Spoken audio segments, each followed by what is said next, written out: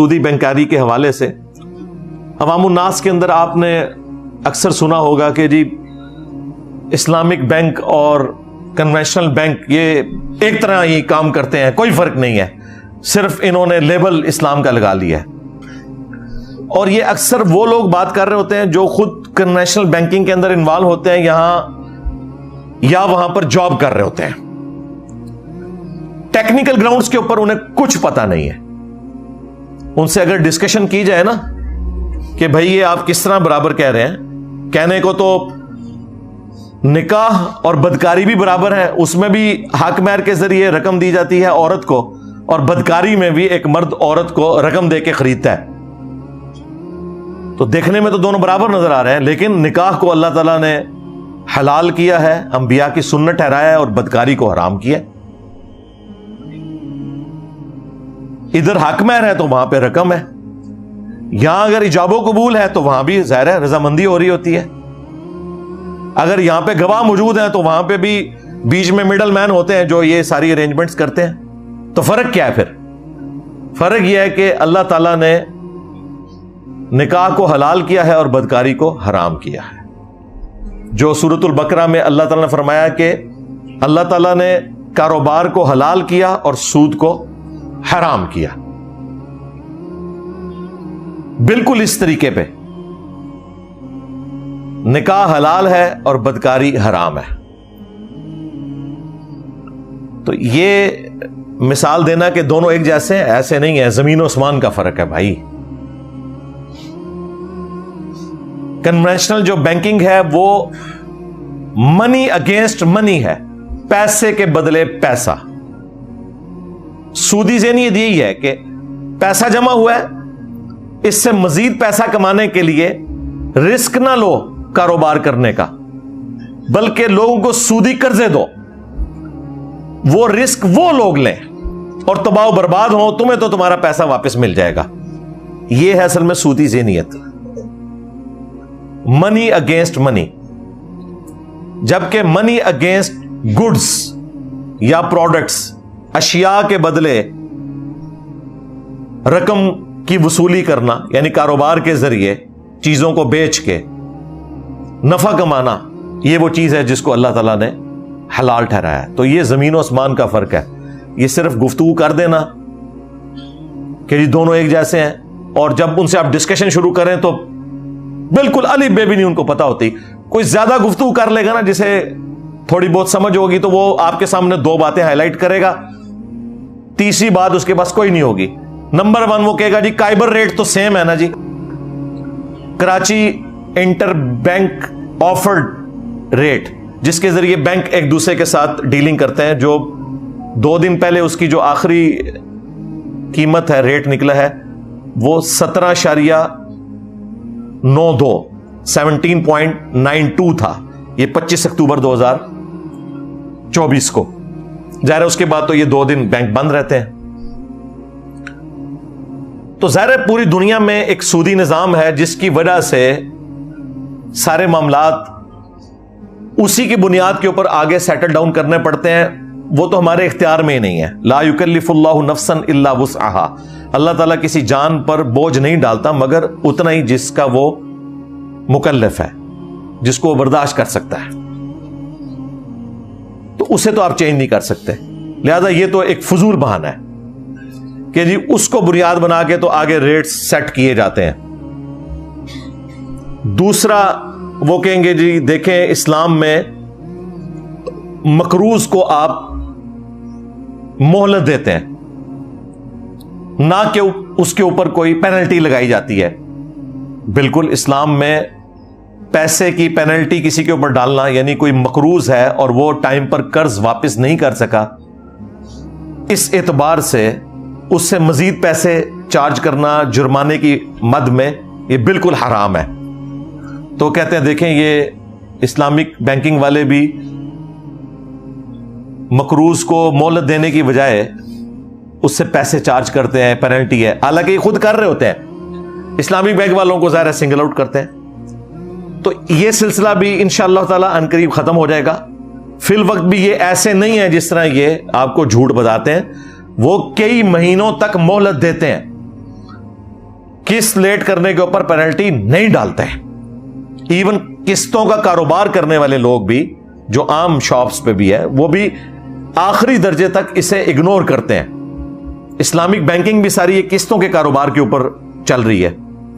وہ انشاءاللہ میں بعد میں تھوڑا بہت اس کو بریف بھی کر دوں گا. لیکن ایز اے لاسٹ ریزارٹ جب کوئی بندہ باز نہیں آتا تو پھر اسٹیٹ بینک آف پاکستان نے جو ایک شریعہ بورڈ بنایا اس حوالے سے ان کی سفارشات کے اوپر ایک درمیان کا حل نکالا ہے کہ پینلٹی تو بینک وہ ڈالے گا لیکن اس کی رقم سے بینک فائدہ نہیں اٹھا سکتا. وہ پینلٹی کی جو رقم ہے وہ گورنمنٹ کے چیریٹی فنڈ میں ڈائریکٹلی چلی جاتی ہے. لہذا اسلامک بینکس کو کوئی اس سے انٹرسٹ نہیں ہے کہ آپ قسط لیٹ کریں اور آپ کے اوپر جرمانہ پڑے, کیونکہ وہ جرمانہ ان کو ملتا ہی نہیں ہے. وہ صرف آپ کے اوپر ایک تلوار لٹکائی ہوئی ہے تاکہ آپ قسط کو لیٹ نہ کریں, اور وہ بھی ایک دو قسطوں کے اوپر نہیں. جب کوئی بالکل ڈھیٹ ہو جائے نا پھر وہ اس لیول پہ اترتے ہیں, ادروائز ریلیکس کرتے رہتے ہیں, کوئی جرمانہ نہیں ہوتا.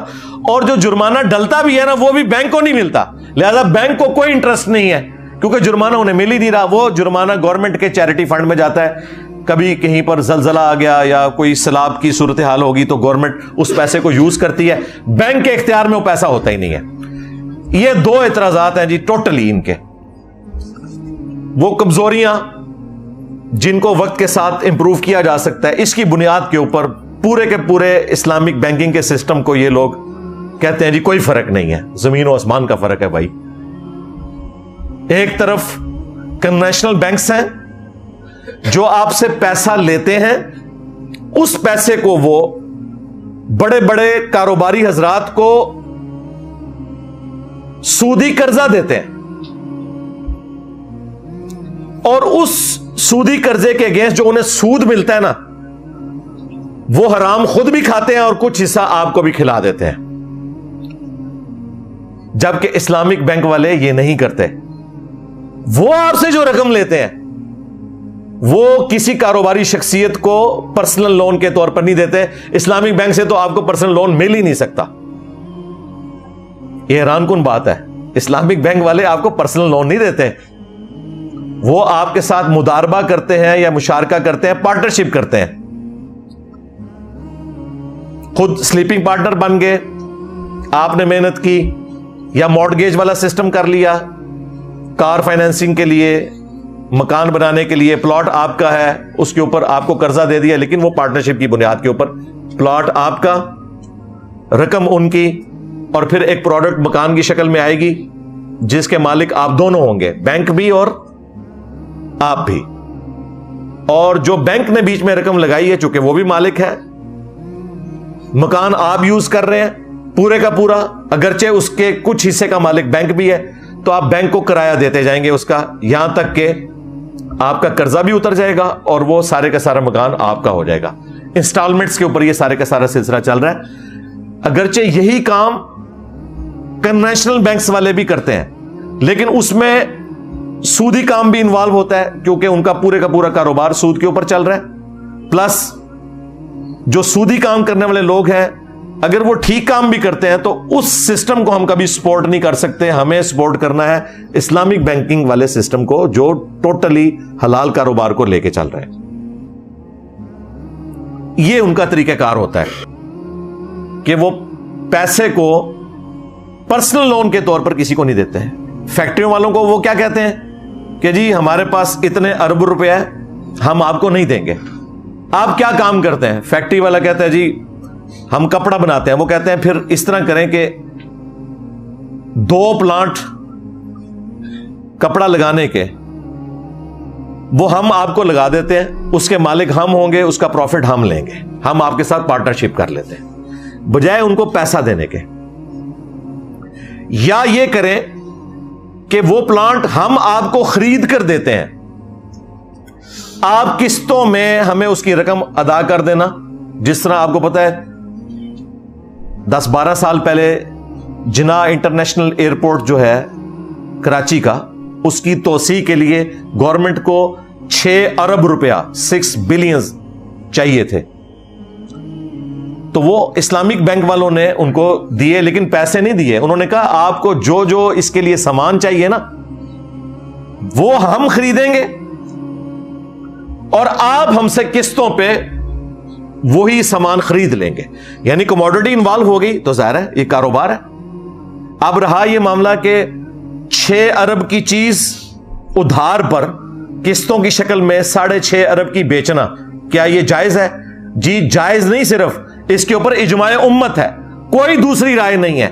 یہ چند ایک اہل حدیث علماء نے اختلاف کیا، وہ بھی آج کے، لیکن انہی اہل حدیث علماء میں بڑے اہل حدیث علماء خود مانتے ہیں، باقاعدہ ریٹن میں انہوں نے فتوے لکھے ہیں کہ یہ کاروبار ہمیشہ سے مسلمانوں میں رائج رہا ہے کہ نقد کی چیز 100 روپے کی اور ادھار میں 120 روپے کی. یہ ٹائم ویلیو آف منی نہیں ہے، یہ ٹائم ویلیو آف کموڈٹی ہے، پروڈکٹ ہے اور لاجیکل ہے. مجھے بتائیں موٹر بائک کی قیمت ہے سپوز 2 لاکھ روپیہ، آپ ڈاؤن پیمنٹ کرتے ہیں 20,000 اور نیا موٹر سائیکل گھر لے آتے ہیں، وہ آپ کے ماموں کی دکان ہے. 2 لاکھ کا موٹر بائک آپ 20,000 میں خرید کر لے آئے تو بقیہ کے 1,80,000 وہ کس نے دیے؟ اس کمپنی نے.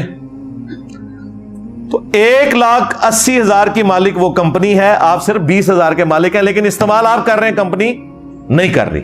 تو بقیہ کی جو رقم اس نے کنٹریبیوٹ کی ہے اس کموڈٹی پہ، جتنا عرصہ موٹر بائک چلائیں گے تو اس موٹر بائک میں 20,000 کے مالک آپ ہیں، 1,80,000 کا مالک وہ کمپنی والا ہے، تو اتنا عرصہ آپ اسے کرایہ دیں گے اس موٹر بائک کا. پیسوں کے بدلے پیسہ نہیں ہے، یہ کموڈٹی کے بدلے پیسہ ہے. سود کی بیسک ڈیفینیشن ہی یہ ہے، پیسے کے بدلے پیسہ. ونس کموڈٹی انوالو ہو گئی سود ختم ہو گیا. یہی نبی علیہ السلام کے زمانے میں ہوتا تھا کہ سودی قرضے دیتے تھے امیر لوگ غریبوں کو، ان سے لے کر سود کھاتے تھے اور پیسہ ڈوبنے کا کوئی سوال ہی نہیں پیدا ہوتا، وہ سارے کا سارا ملبہ غریب آدمی کے اوپر ہی گرتا تھا. اسلام نے اس سسٹم کو ڈسکریج کیا.